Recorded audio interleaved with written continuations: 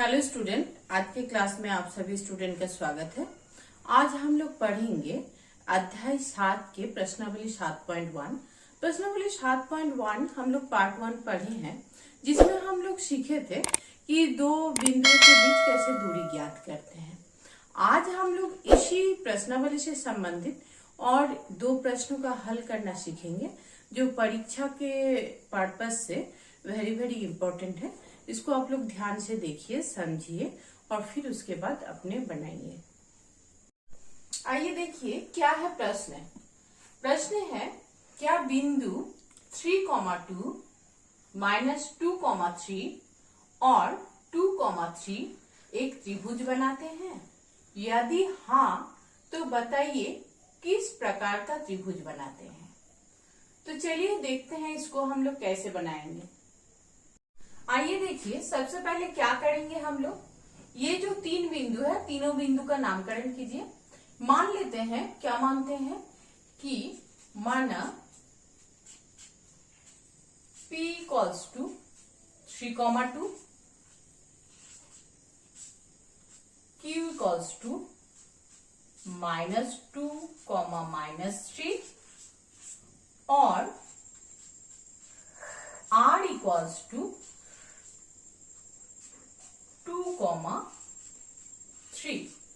ठीक है।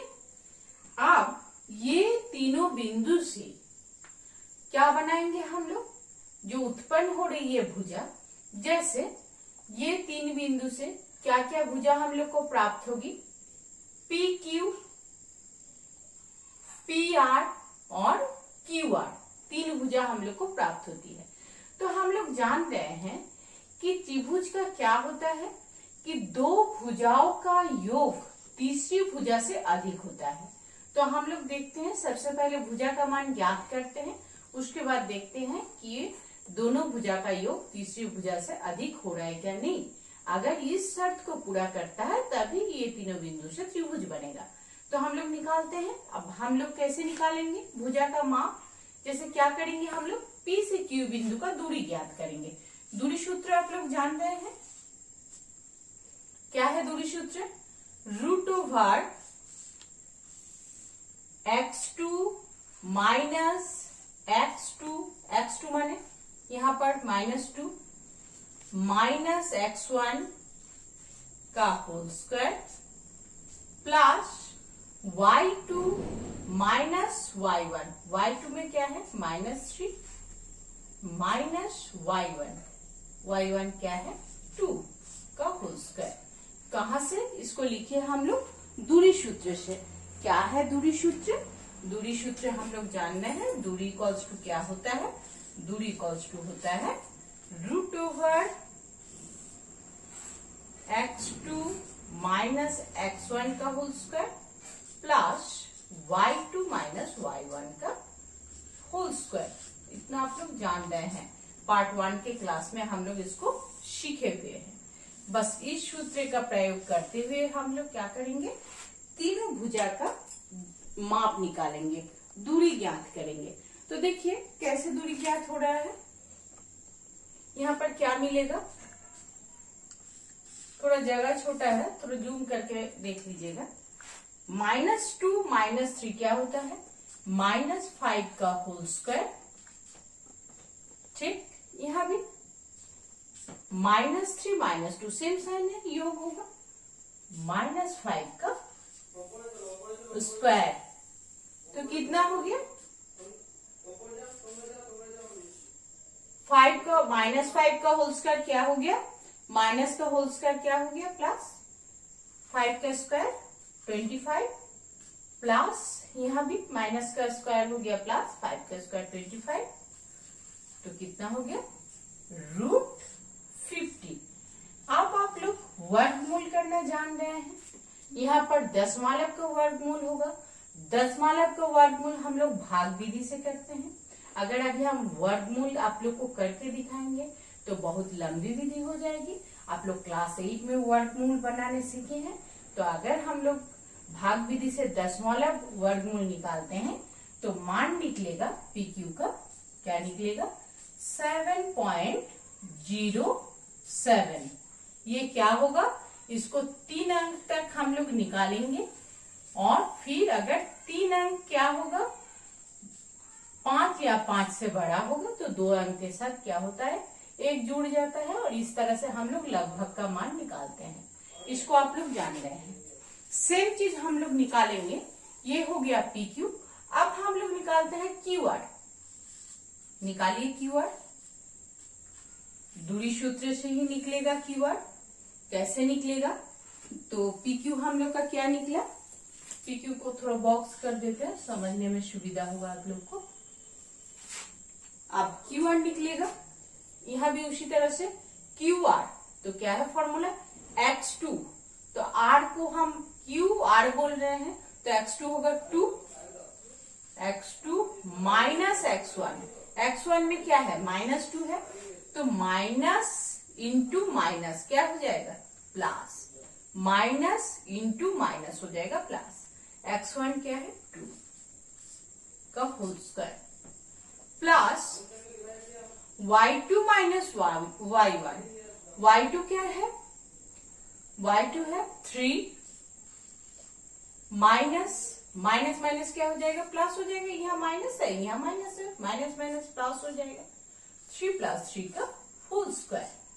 ठीक है, तो कितना हो जाएगा हम लोग को, देखिए आप लोग, 2 + 2 कितना हो जाएगा 4, 4 का स्क्वायर कितना होता है 4 का स्क्वायर प्लस 3 + 3 हो जाएगा 6, 6 का स्क्वायर, तो 4 का होल स्क्वायर हो गया 16, 6 का होल स्क्वायर हो गया 36, तो कितना हो गया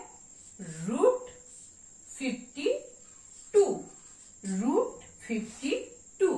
इसका भी हम लोग भाग विधि से वर्गमूल निकालेंगे, तो मान कितना निकलेगा 7.21 लगभग, क्योंकि ये नियर अबाउट मान होगा। ठीक है, तो हम लोग का क्यू आर का मान निकल गया। अब देखिए हम लोग किसका मान निकालेंगे, अब हम लोग निकालेंगे पी क्यू हो गया, क्यू आर हो गया, अब हम लोग पी आर का मान निकालेंगे। तो देखिए पी आर का मान निकालते हैं सेम उसी तरह से दूरी सूत्र से, पी आर तो x2 √over x2 minus x1 का होल स्क्वायर, तो 2 माइनस 3 का होल स्क्वायर प्लस 3 माइनस 2 का होल स्क्वायर,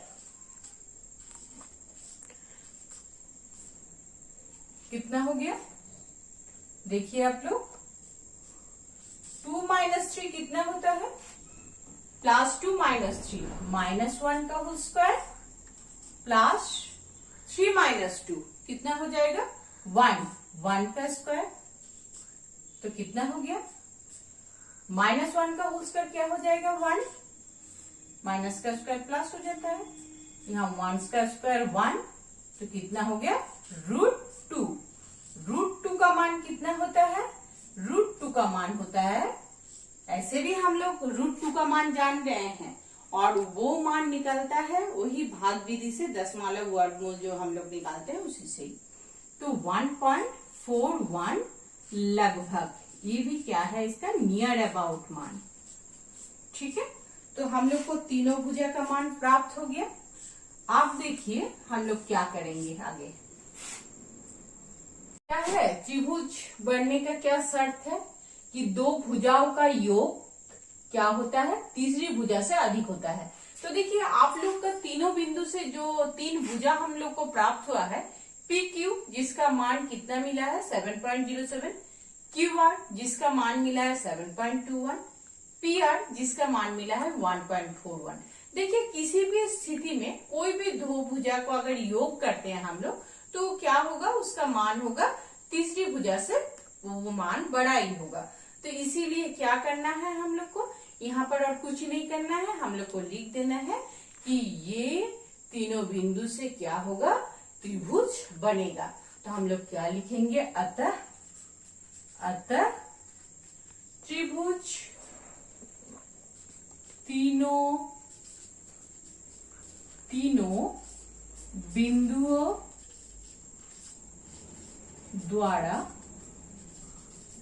द्वारा त्रिभुज बनता है।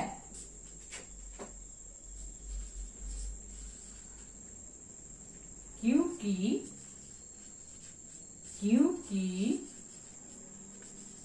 कोई भी दो भुजाओं का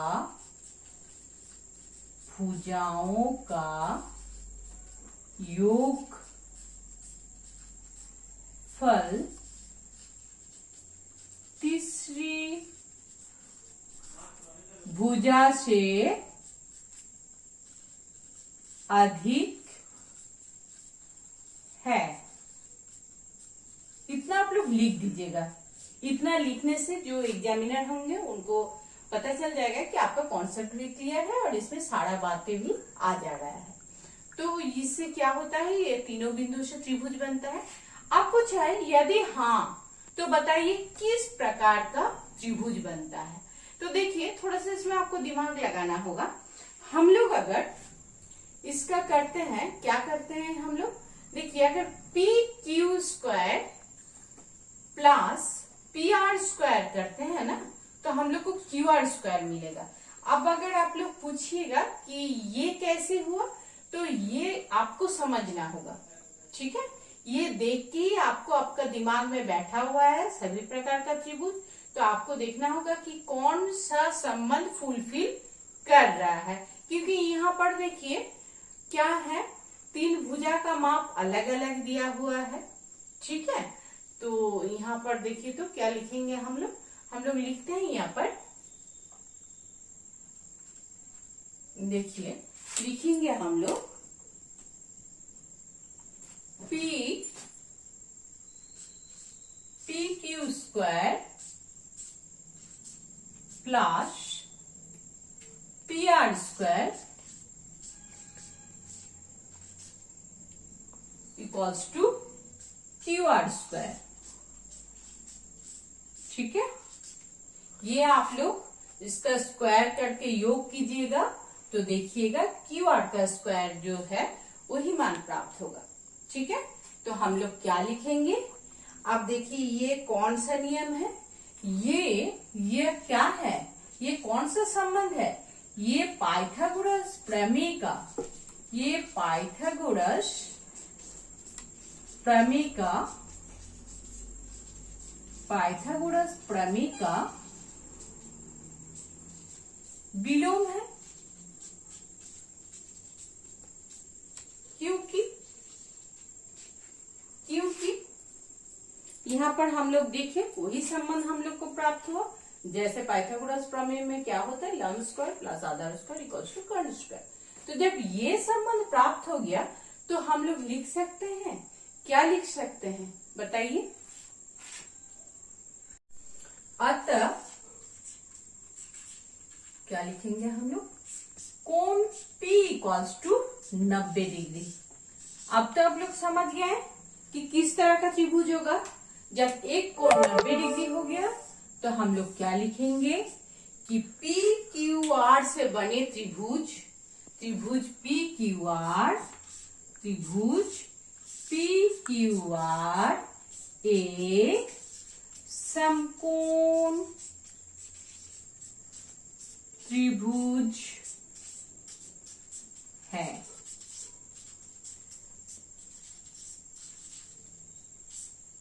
तो हम लोग को प्रश्न में पूछा गया था कि ये तीनों बिंदु एक त्रिभुज बनाते हैं। तो हम लोग देखें त्रिभुज बनने का जो शर्त है, तीनों भुजा हम लोग दूरी सूत्र से ज्ञात किए और हम लोग देखे त्रिभुज बनने का शर्त को फुलफिल हुआ तो हम लोग देखिए इस तीनों बिंदु से त्रिभुज बनता है।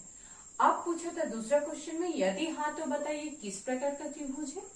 तो इसमें भी हम लोग देखे जो हम लोग को तीन भुजा प्राप्त हुआ है पी क्यू आर और पी आर, इसमें से जो भुजा दोनों छोटा भुजा है वो दोनों का होल स्क्वायर, जो बड़ी भुजा है उसका होल स्क्वायर का समान होता है।